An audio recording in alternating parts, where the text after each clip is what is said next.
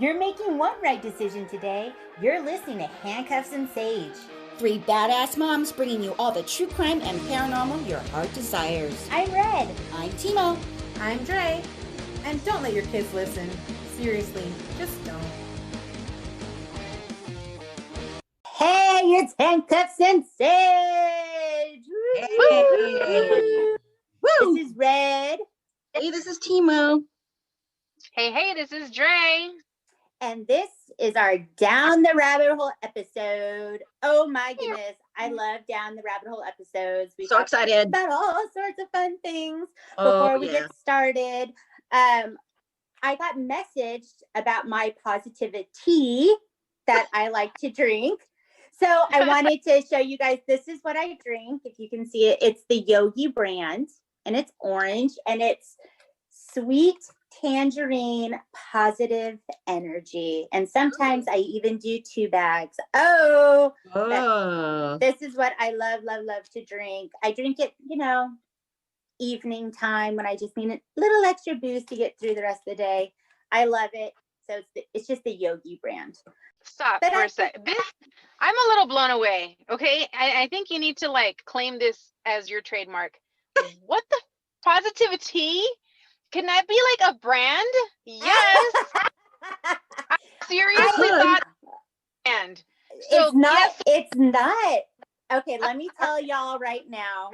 Ever since my husband and I have been together, I've been telling him I am a word creatician. Okay, I think of all sorts of fun words, right? So I was saying it's my positivity, just to be cute, right? And Hilda, she's so fantastic. She reached out. She's like, hey, I don't know if this is the tea you got. And it's called Positivity. It's already out there. Oh my gosh. But it is different than the one I drink. But I should try her positive tea. And we should just get crazy positive all over the place. This whole time I've thought that you were actually just the name of the brand of tea that you were drinking. Hilarious. Nope. Positive energy, you guys. Let's bring it. Yeah. So listeners, our Dre, who is a badass, has been working these 12-hour shifts in ICU COVID unit. And she literally pulled up into her driveway to record tonight. She's sitting in her car. She's cutting in and out a little bit. Forgive her. We'll forgive her. It's all good. But that's just the way shit goes sometimes, And that's why we appreciate everyone's support, because you guys are hardworking. We try to pull it together when we can and do the best job we can. And so when we get, messages and Patreon support, it means a lot. It means a lot to us. So everyone has a chance to be a badass. To check out our Patreon page. We have a couple different levels there, depending on the level you choose. I'm sending out swag to our Patreon supporters. I want to give a shout out to Jen, our new Patreon supporter. Ooh, she's so great. She's an amazing artist. She does the most amazing stuff. Just such a beautiful soul. I love Jen. So thank you. And then anytime you have a chance, it takes 2 seconds to leave a review on iTunes. And that helps us out so much. 2 seconds. I listen to podcasts 24/7 and I am even bad at it. So I've made a conscious decision, right, since doing this podcast, to take the time, leave a review, let them know what you love about their podcast, because it's a lot of work. So we appreciate everybody's support, and we hope that you enjoy the Down the Rabbit Hole episodes as much as we enjoy the Down the Rabbit Hole episodes, because I like them. It's something a little different.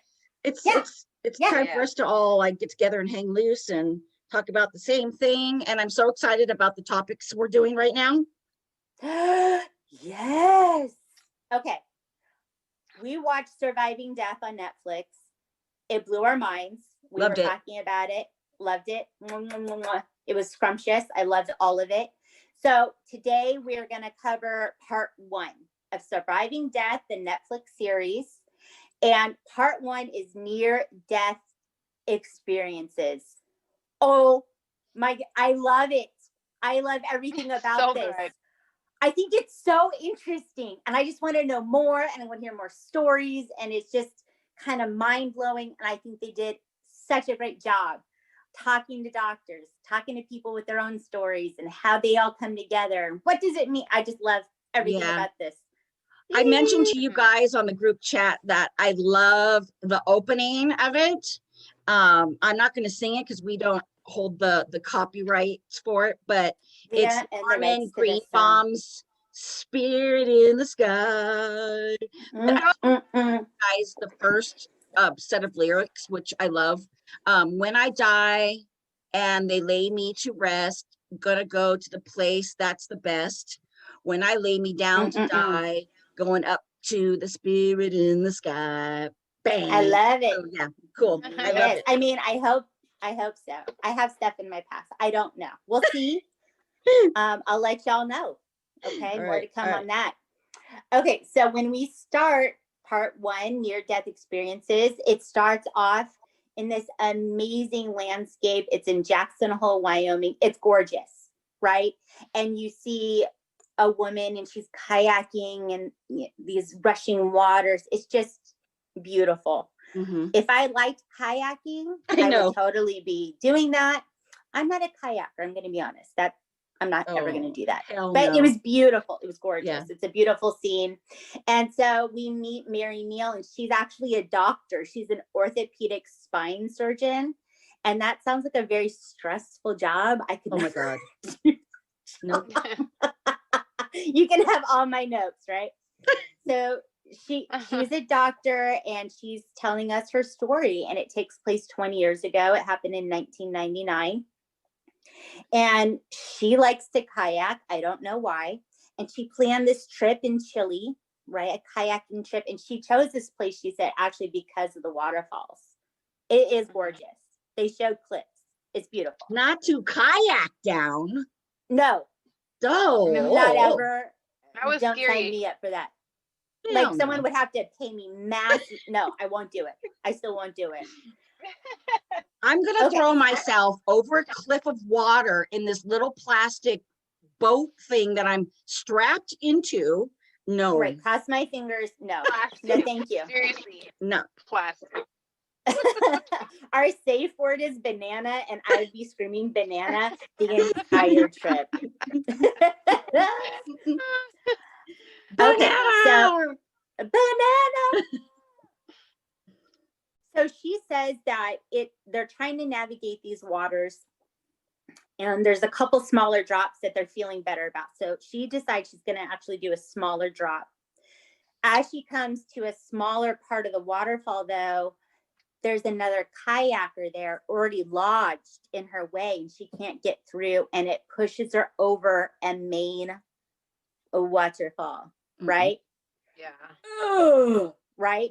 You know that Yeah. feeling of falling? It's just sickening. So she knows she's going down. Yeah, she's like, I knew it wasn't gonna be good. I knew it wasn't going to be good, girl. I'm like, hell, you know, the top of a roller coaster, right? Uh-huh. Yeah. She is about to go down. Yeah. She goes down. She says that she gets pinned underneath 10 feet of water underneath this waterfall, right? So she's pinned. Her body is pinned to the front of the kayak. She says she can feel her bones breaking. Oh. That when she said that, my body hurt, right? She said she wanted to scream and she couldn't because she's underwater. Okay, crazy. So then she says something bananas. She says she felt no pain, no fear, no panic, and she was more alive than ever before. What? Okay, what's happening here, girl? Mary, what's happening? Okay.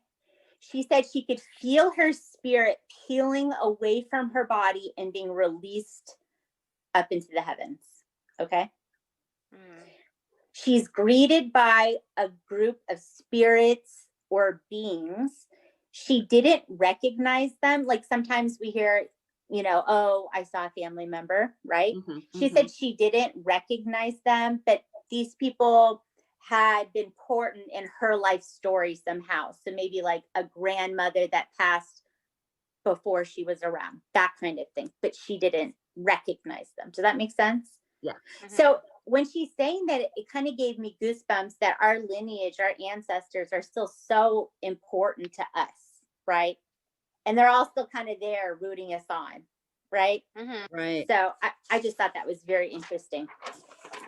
And that these beings are overjoyed to greet her. And I love that. She said that there was a pathway, and then through the pathway, that there was hundreds of thousands of these amazing flowers, and she could smell the aroma of the flowers, and she could see every color in the universe. This sounds amazing. Mm-hmm. Sign me up, right? It sounds incredible.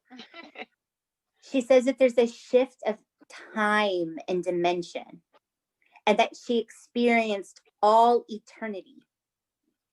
What? That, like, I've done acid, right? Okay. But I didn't experience all eternity. This sounds super amazing. So everything she is saying just sounds incredible. She went to a dome structure and she said it was heaven and that she felt like she was home.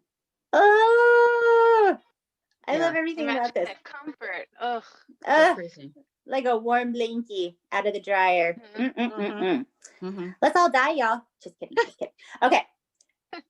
So she's saying all these things, but then she says at the same time, she's able to see her body under the water. Okay. Trippy. It is a trip. And we hear this later on in other stories, how they can be at different places at one time. Crazy. She says she sees the group of kayakers. They're trying to get her. They're trying to rescue her. You know, at one point she said, you know, she sees that they've kind of given up on this rescue and they're really just trying to find her body, right? That they know she's dead. One of the kayakers saw her life jacket like going down the water, and he thought, oh, maybe her husband would like to have her life jacket, like something. So he goes to get the life jacket, feels her body on his leg, grabs her, pulls her out. She says she sees her body, that it's like bloated, it's purple, and she has fixed eyes, and that she is physically dead. Okay. She watches them do CPR on her. She can hear them. She can hear them saying her name. This is crazy. I have chills. She can hear them saying her name and saying, please come back. So she opens her eyes. She's back in her body. Crazy.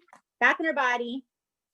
They load her body up on a boat. Remember, they're in Chile and they're in a jungle. This is nuts. Right. They load her body up on a boat. They get her uphill to this dirt road. And on this dirt road, in the middle of nowhere, there's an ambulance. What? Yeah. What? That's crazy. That's divine intervention right there. That's for real. Seriously. Crazy. Crazy story. They get her to the hospital. They tell her husband they don't think she's going to survive the night. She's in the hospital for a month. She does several months of rehab. She has no brain damage. She kind of kids that her kids might say differently, ha ha ha, but she doesn't have brain damage. And I just think this is an incredible story. Like, you see pictures of her and her rehab and everything she's gone through. She's an incredible woman. And she's a doctor, and she says doctors don't want to discuss experiences like this because they're scientific and they don't want to hear about anything supernatural. Now here, we do want to hear about the supernatural. Open minds on the podcast, right? But these doctors, they really don't want to hear about it. But then she said that even though with this experience, what really solidified it was what happened to her son 10 years later, and that we don't know everything that's in store for us. So that's where we leave that story with Mary, and we'll come back to her. But it's an incredible story.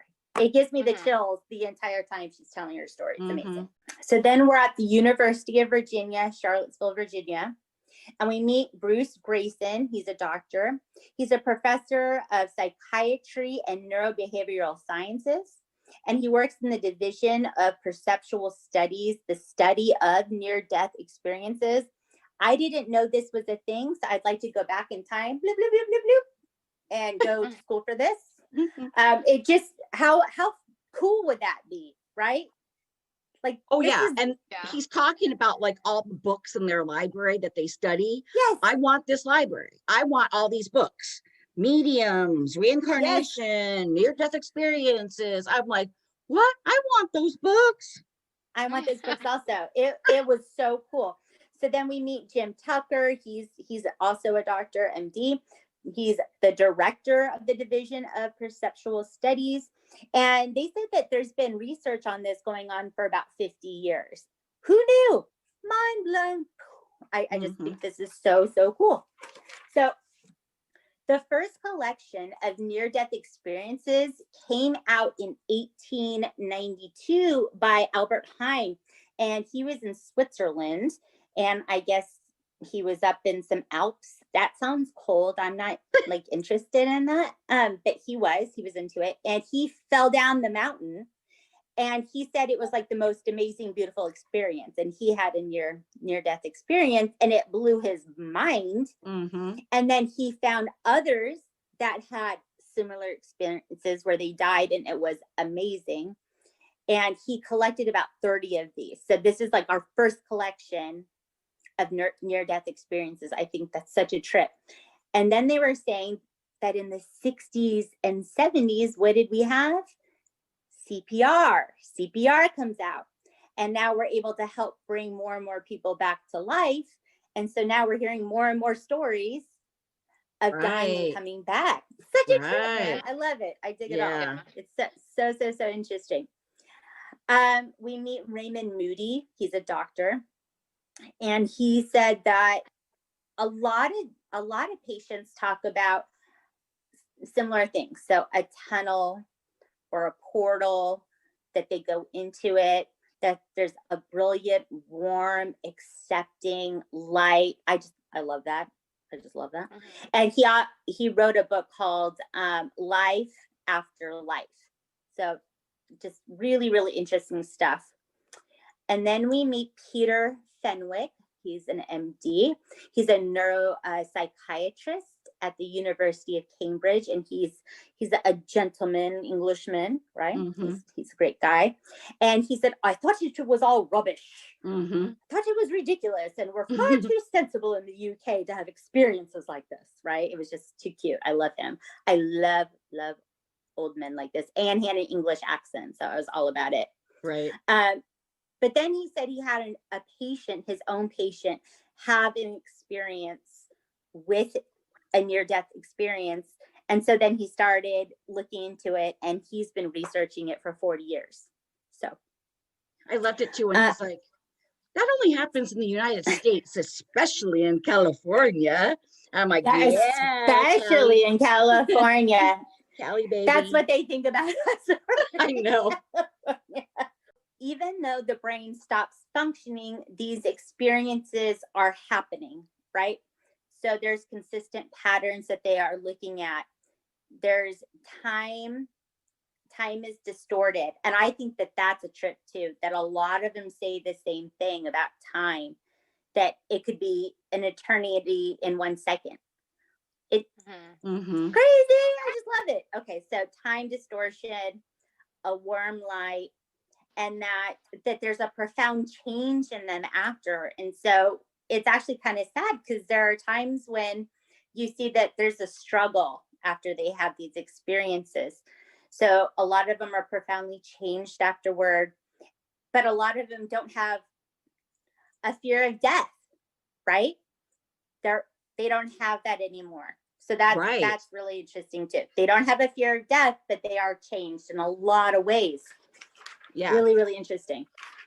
So let's talk about what changes in them. So we're going to go to Seattle, and we meet Kimberly Clark. She's a licensed clinical social worker, and she's running the Seattle International Association for Near-Death Experience Studies. And she's there, in a big room, with a bunch of people and people with near-death experiences. And she kind of makes a joke like, hold up your hand if you've had near-death experiences. And she's like, there's a lot of dead people in here. It was just kind of, okay, all right, Kim. It was We know funny. you say Like, that look at all every these dead time. people. Yeah, it was crazy. It was crazy. But she counsels people that have had these experiences. And I guess it never really dawned on me, like, what the struggle would be in the way that they struggle. Does that make sense? Right. Right? Yeah. Right.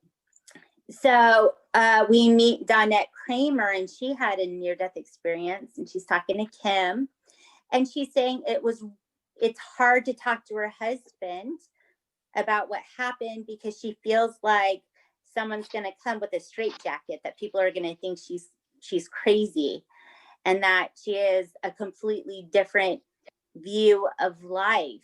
And Kim was telling us that a lot of them, after these experiences, they have difficulty with materialism, not in like a bad way, just things don't matter, right? They don't have meaning to them anymore.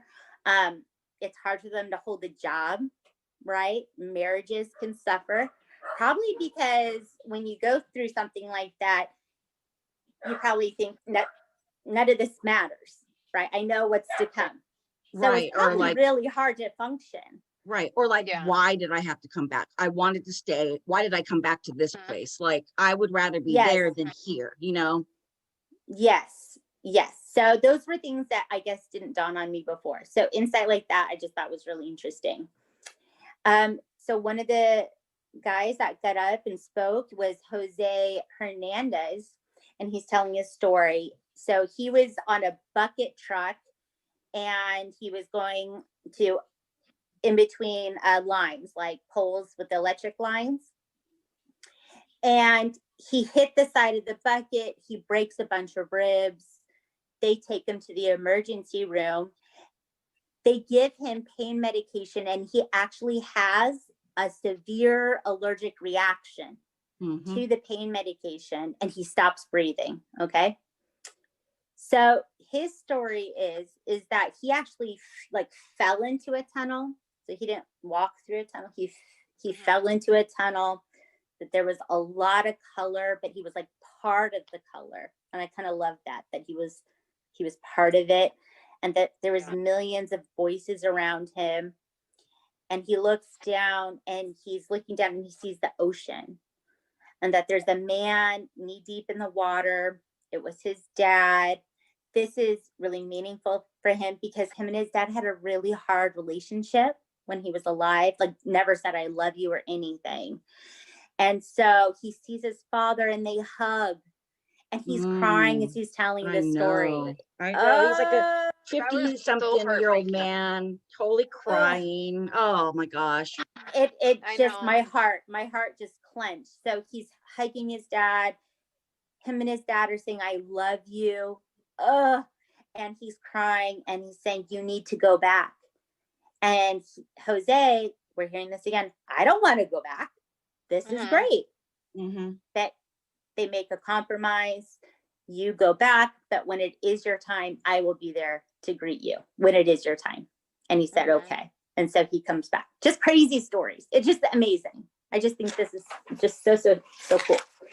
And then he says he wasn't living life before, but that he's living life now. So it does give them perspective.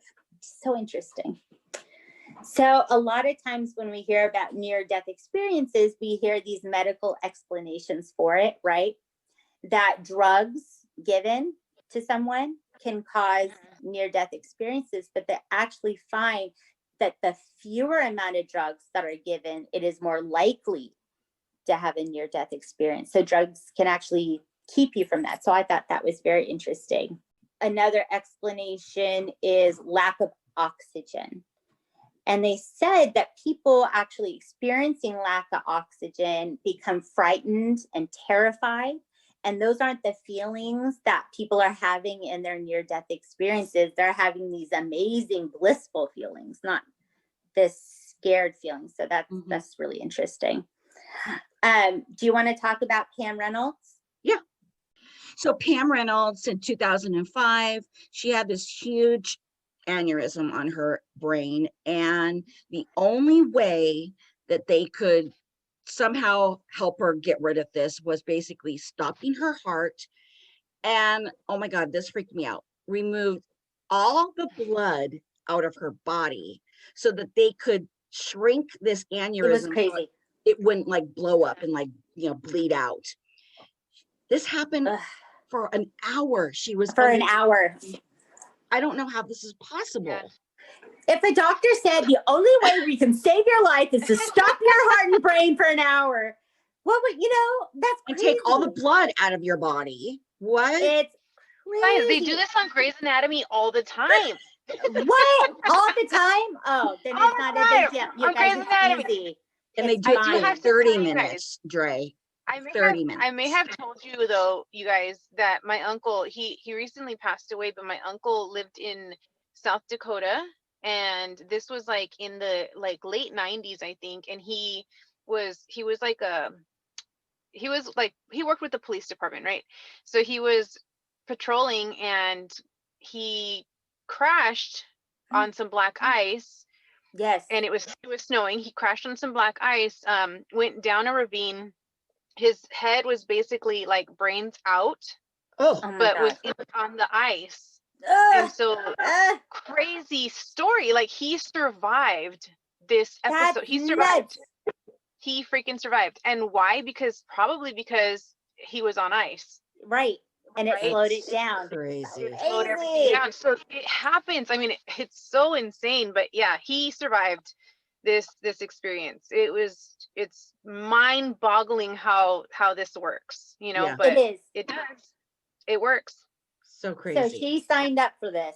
She said, yes, let's do it. Right. Yeah. She had no brain activity for an hour. Yeah, so she could flatline and she had no brain activity.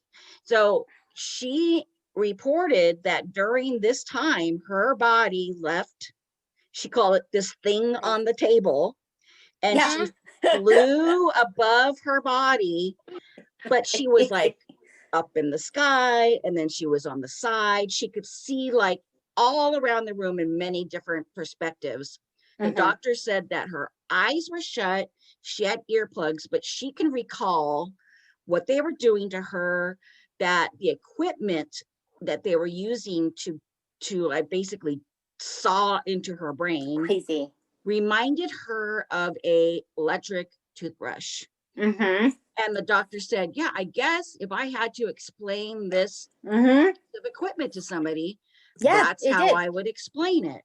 And then there was this other thing with tools in it, this toolbox looking thing. And she said, they look like socket wrenches. And he's like, yeah, that's exactly That's what exactly they do. what it looks like. Yeah. Right. And her eyes were taped shut. Yep. Yes. They were Mhm. She taped couldn't see. shut. Oh, and Yeah. her ears were plugged. Yes. So she couldn't hear or see. And no Yeah. brain activity. And she knew all this. So Yeah. crazy. Amazing. know. Mind blown. Oh Yeah. my God. Okay. Bananas. Go ahead. Bananas. It's so great. So even though she was clinically dead, she Right. saw everything, right? I And know. so the doctor's like, the doctor, his mind is blown. Blown. The doctor doesn't understand how this works. He's like, there's no way. There's no way she could have seen all this, heard all this. There's just absolutely no way. Stuff like this trips me out, and I love that we're talking about it. So then we go to Chicago, and this is crazy. We meet Stephanie Arnold. Oh my goodness. Yeah. She said that it feels like she has a gaping hole left in her soul, and she feels like she's crumbling on the inside all the time. Oh. And that her near-death experience was not a pleasant one. Right. Oh my goodness. So she marries her husband, Jonathan, and they have a baby girl. And then they have to do like 7 rounds or something of IVF to get pregnant with their second baby. Okay. So all is good until the 20-week ultrasound. And she finds out that she has placenta previa. And she has a terrible feeling instantly when they tell her that she has this. She looks into it, and part of placenta previa is you can hemorrhage and you can die. And she immediately felt like that's what's going to happen to me, that my baby's going to live and I'm going to die. She instantly had that feeling. So it is kind of crazy, right? Well, at this point, I would think that she went on WebMD, where they tell She you did. you're going to die all the time. Right. Yeah. But then Sure. she Like explains on herself. every page, Yeah. WebMD says, Yeah. you did, you're going to die. But there's It's all more the to her worst stuff. story. Right. Yeah. Absolutely. Absolutely. yeah. Okay. And that's what's crazy is placenta previa happens to so many people. I had it Yes. with Jonathan too. Oh I my thought I was gonna goodness. die too, but it goes away. This is next level. This is next level. So I want to talk about Stephanie's husband, Jonathan. Okay. So the couple is sitting there. Jonathan is asked, what did you think when she said this? Right. And he says it was stereotypical pregnancy hysteria. Yeah, absolutely. And everyone in the room, everyone doing the interview, the wife, everyone, you could tell everyone was like, you asshole, right? But I completely and totally understand this type of person because my husband is this type of person, right? Very type A, very data driven, right? Not feelings kind of thing. So he was an Air Force pilot. Right. He has a PhD in economics. Okay. And he says it's all about the data. He's all about data. He doesn't want to complicate things with words or feelings. This is so my husband. He does not. And so what cracks me up is they seem the same way, very yin and yang. She's emotional and he's data, right? Same thing with me and my husband, yin and yang. I'm a hippie and I need the data, I need the numbers, right? So I get this. They balance each other out, and she definitely gives him a look when he says this in the interview, like shut the fuck up. Okay. So she has this foreboding, this very intense feeling that something bad is going to happen. She says that if someone asked her how the pregnancy was going, she would say to them, oh, I'm going to die. I am going to die. Okay. So she says that she has this premonition where she's in the park. There's a fountain. It's dry, but then it starts running water, but it's not water. It's blood. Yeah. And then she starts to hemorrhage with this premonition and goes to the ER. I know this is crazy. Goes to the ER, and in the ER, they say, no, it's okay. You're okay. Everything's fine. Okay. So she's having these premonitions. She feels like she's going to die. We meet her doctor, Julie Levitt, and she says, of course, when women are pregnant, we have concerns. We've all had our babies. We all have our concerns. We're worried. She said that this was something completely different, that she has never even witnessed something like this. Like she said, I am going to die, right? And it was very intense. And she felt like she just wanted to keep her calm, right? Just try to calm her and ease her through the pregnancy as best she could. The morning she goes into labor, she's making breakfast for her daughter. And then she says that blood just gushes, just goes everywhere. Her nanny tries to drive her to the hospital, and she says, oh, hell no, I'm driving myself. I know I'm dying today, but a car accident wasn't part of it, so I am driving. She's so crazy. So they get to the hospital, right? They have a C-section. She delivers her beautiful, healthy baby boy, Jacob. That's great. She flatlines. Boom. Bananas. She flatlines. She said it was like a 3D movie, that she was outside her body. So we heard this before, right? Outside the body, to the side, above, right? She could kind of be where she wanted in that space and kind of see everything that was going on. She said that in the hospital, like she could see where her daughter was with the nanny. Mm-hmm. And then she could see her husband and what he was wearing at the airport trying to get to her. What? So amazing. And then she said that there was spirits everywhere there with her, that her grandmother, her uncle were there, just crazy. And then she could hear her doctor saying, this can't be happening. This can't be happening, right?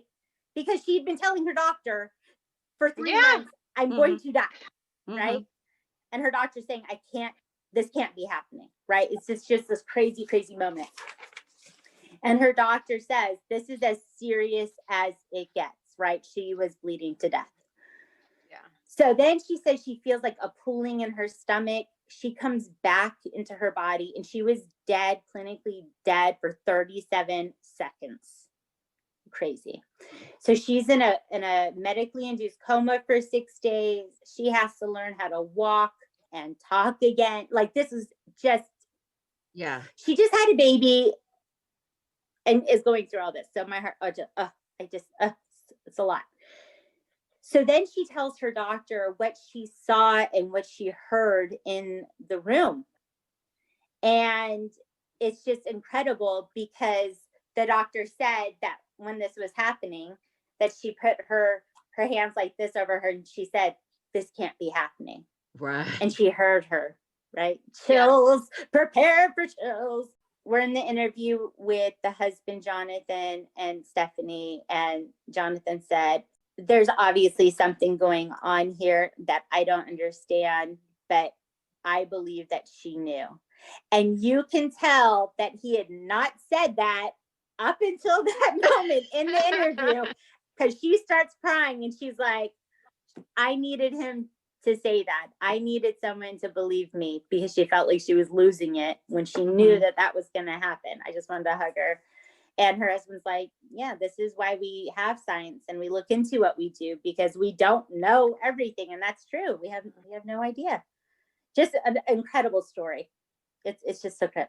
So then we're back at the University of Virginia and the studies that they look into. And,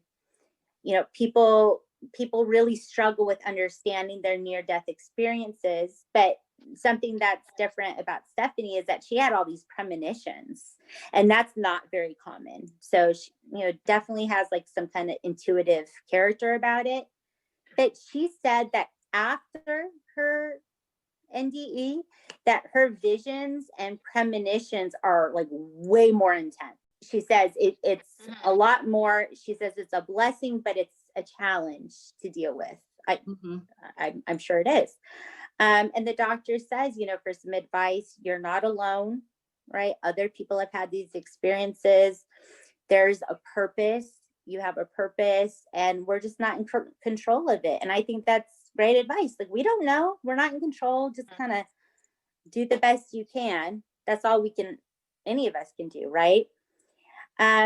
She does say that now she's a little more serious and she doesn't laugh as much. And that made me kind of sad that her husband kind of misses that. So maybe she just needs to work through it. Oh, my heart. So she's been through a lot. A lot. Yeah. So we go to New York City to Jose, to the really sweet older man who shared his story about seeing his dad, and they said, I love you. And I was crying. Oh. And so we see Jose and he's painting, and he said that after he died, he started painting a few years after that. And he started because he was trying to recreate. Yeah. He was trying to recreate what he saw, the colors, and like he wanted that feeling again. And he said that he realized along the way that it was much deeper than that, and that the art he was doing was very healing, and that dying is very traumatic. I assume that dying is very traumatic, like crazy, right? But he does all this really amazing art, and so that's what's healing him. And you can tell that he loves it, and he does really cool stuff, really cool art, very interested. So he says the art is giving him peace. I love that. do you want to go back to Jackson Hole, Wyoming? Yeah, so Back to Mary. Oh, yeah, it's so sad. I don't know. Mary, the doctor, that the kayak lady, she's The kayak lady. out there by the river again, sitting in this like beautiful like field with, you could see the trees and the mountains and everything. And she starts talking about how when she had her near-death experience, that these beings had told her that her son Willie, they told her that her son Willie was going to pass away. And well, yeah, At the time, he was 9 years Yeah, old when this yeah. happened, right? God. Oh. she didn't know how, when, why, nothing, but she just knew in her heart that her son was not going to make it to the age of 18. So she said, that's how I live. Like, I woke up every morning wondering if today was the day that I was going to lose my son. What a way to live, man. That's just absolutely horrifying. This was hard. This was hard. Yeah. This was hard. Mhm. So I guess her son was like a professional skier. He did these Yes. ski competitions. So Mary didn't tell anyone. And then Right. at his 18th birthday, she told him, right, at 4 a.m, goes to his hotel room, tells him. He takes it well. She said Mhm. he took it with stride, but he doesn't die, right? Right. It wasn't until 2 years later that he was at a ski camp and they're going down a slope with his friends. A car misses the friend and hits him and kills him instantly. Yes. So Oh. what was so sad is she said, oh, maybe they had it wrong. Maybe they were wrong. She Oh, thought she it I was know. She wrong. thought they were Ugh. safe. This was a So- lot. This was so hard for me. And she's like, even though she knows what happens after, she misses him and she grieves for him and she loves him. And I just wanted to hug her. I just wish I was there to hug her. It's She so said- sad. With all the information that I was giving, all the like the wondrous things that I saw, everything that I experienced, it did not take away me and having to grieve, like the whole Yes, grieving period of what course. she had to do. Mm-mm. Like, yeah, it's Oh, ugh. It just hurts my heart. It was just, so even though they have these experiences Mm. and the way that they view life and live life is different now, of course you're going to grieve and miss your family, even though you kind Right. of see what's on the other side. So her story just killed my heart. Just that was a rough one. That was a rough one. She knows like firsthand that, okay, I am going to see him again. He's with me somewhere. I don't know where, but he's somewhere. But still, you have to live your life without that person for a certain It's awful. period of time. Yeah, Yeah. no. Awful. Yeah. So Mhm. I love part one so much, and I'm going to look into more near-death experiences. So if anyone else, like if you're hearing this and you want to share a near-death experience, let us know and we can share or have you on the podcast. We would love that, right? I would just love, love, love that. I think it's so interesting. I'm going to share one. Ooh. Not I was gonna ask. Have y'all? Not my personal, but my grandma's. So Yes. this is my mom's mom. And y'all, she had 13 kids. Okay. Damn. 13 kids. Okay. Was the 13th the Jersey Devil? Mhm. Okay. Okay, I remember that story. Yeah, but this is so crazy. So she grew up with 11 brothers and sisters. So there was 12 of them. Okay. And before I get into the near death experience, like when they were all like adults, come to find out that my grandma had Alzheimer's. She died of Alzheimer's. Mm. She was just starting to get into like this Alzheimer's stage. Mhm. And we all find out that my grandma had a child out of wedlock before she married my grandfather. And her father Whoopsie made daisy. her put the Oh. baby up for adoption. And Oh, she oh. kept this a secret. Maybe my grandpa knew, I don't know. But this daughter found her and they met, but we're not sure if she knew what she understood what was going on. Oh, And okay. some of the siblings accepted her, some of the siblings didn't accept her. My mom did accept her. And then the funny thing is, or not funny thing, but she was one of the first of all the siblings to also get Alzheimer's and pass away of Oh it. no.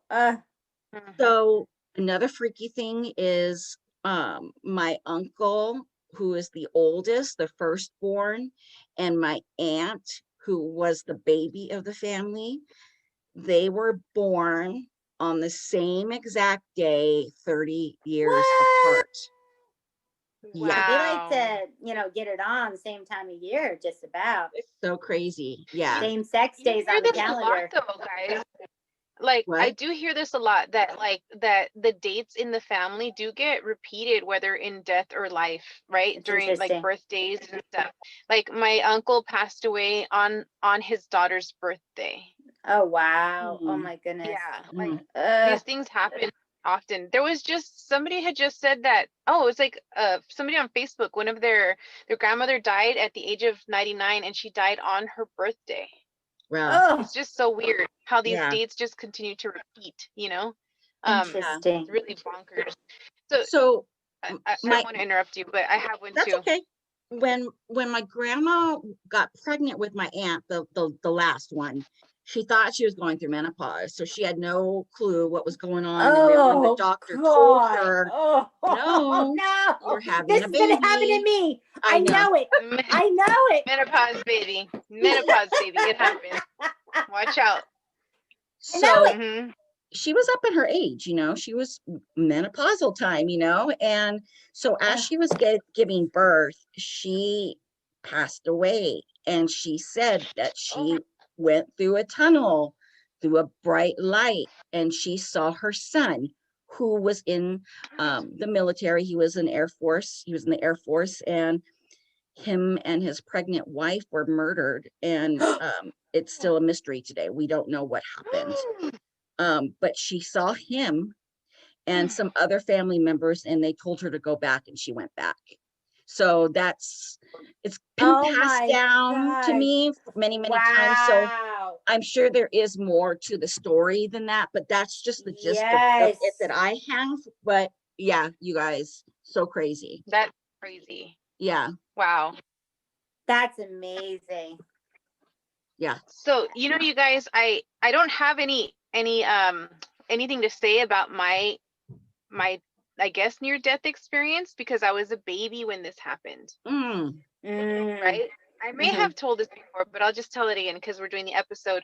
So we were in downtown LA. I was 9 months old. Oh, My dad baby had a Jay. thing for my dad had a thing for like Bruce Lee movies at the time. This is Sure, why not? 1979, right? Mhm. So my mom was holding me in the dark movie theater in LA, and she says that I let out like a blood curdling shriek and my body suddenly went limp, right?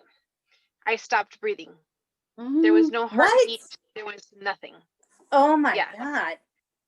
Yeah. So she said that, she ran out and that there was no help. She's like, somebody call 911. We need, she's not breathing. She's not breathing. Ugh. Everybody was like grabbing me every which way, like blow air into her like nose, into her butt, into like whatever. They were being like, people don't know what to do. This is like 1979. And so nobody knew what to do. They were scrambling. People were trying to like put ice on me, like to scare me or like to whatever. They were like Mhm. slapping me and stuff. Mhm. And she said that like out of nowhere, an undercover cop comes over and he just like grabs me and he starts doing CPR. Oh my And gosh. Oh my she said gosh. that like 10 minutes had to have passed, at least 10 minutes. For sure I was dead. There was no heartbeat. There was nothing. And suddenly I started crying. oh my God. Is that why you're so weird? I think Ah! so. It's It because was you're all the air veil. being blown up your ass. They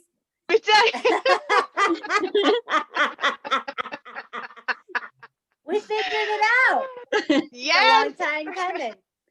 They say that if you cross over to the other side and you come back, then the veil is thinner and you're able Yes. to see and feel things more than anyone else. You know, Ooh. I have always been able to see like things, but I never really pay that much attention to it. I think part of it is like I was super freaked out. But I mean, Sure. sometimes depending on who I'm around, it's more apparent, definitely. Yes. Yes. Definitely. I get that too. Sure. Yes. Yeah. So there's I love a horror movie. It was made in the probably the late 80s, probably. It's called Flatliners. They did make a remake Yes. of it, but the original one is so much Yes. better because it has Kevin Bacon, it has Yes. Demi Moore, it has all these like the Brat Pack kids, Yeah. and it's like Mm. near-death experiences gone wrong. Mhm. What happens when you cross Yes. that veil and come back? Yeah, Ugh. I yeah, remember Oh. Flatliners, girl. Hell yes. And they're in that Oh, old makes me ready. church that they're renovating, so it's all spooky. Oh, it's so great. I love Yeah. it. Such a great movie. Creepalicious, man. Mhm, I love this near death experience thing. So if anyone else has stories, woo, let's hear them. Yes. I dig it. Yes. So we need to do the whittle of the week, right? Yep. Yeah, Yep. we sure do. Are you All right. ready for the whittle of the The week. week? Yes. I have a guess. All I right. don't think it is, but I'll tell you the guess after you tell it, retell it. All right. Okay. All right. I am long and hard. Most people will happily spend their wages on me. After having me, people feel a great feeling of relief. I think A it's massage? labor. I think it's birth and labor. That makes so Ooh, much sense. I don't But know. you I spend guess wages. You you spend got to wages. spend the wages. I You guess, do spend your but- fucking wages on these little beans. I don't know what you're talking about. My kids are free. I haven't spent a cent on them. It's amazing. We I had a guess guess, massage. right? Yes, and Massage. Okay.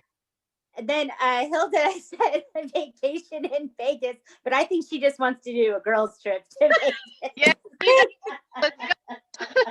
We're there as soon as it opens up again. I'll see you All right. soon, girl. You know it's never what you think it is, right? So ready? Is it a fart? Yes. It's no. You spend your wages on farts? I don't know. You buy farts? I don't know. No, that's All the gross. food that makes you fart. Yeah. That's true. Mhm. Okay. It's an education. Oh, Yeah. I thought it was something sexy. Wah, I wah, know. wah. I have I'm still something that paying for sounds mine, y'all. super- Yeah, I'm 40. Oh yeah, me too. I'm 47. I'm still paying for my education. Yeah. Yeah. Forever. Yes. Absolutely. All right. You do we guys, have I- a whittle of the week? Do we have a new one? Yeah, we do. You ready? Yes. This one, you're never gonna guess it. I swear. This is terrible. I don't even know. This one just popped out at me. Oh shit. All right. What's a four-letter word that begins with F and ends with K? And if you can't get it, you can always just use your hands. Oh You're man. gross. This is great. Send us your ideas, your guesses. We love to hear from you always. Okay, so hit us up on Instagram, Facebook, TikTok, YouTube. What am I missing? Twitter. Check out our Patreon page. Support your favorite ladies. You guys can choose which level suits you best, and then you get fun swag from us. You can always email us. Yes, handcuffsandsage@gmail.com and our website, handcuffsandsagepodcast.com. Yes. Yes. Yes. Yes. Excellent. Message us. Let us know how amazing life is going for you. Yay. Yay. Bravo. And stay We did tuned it. because we have more to come on surviving death.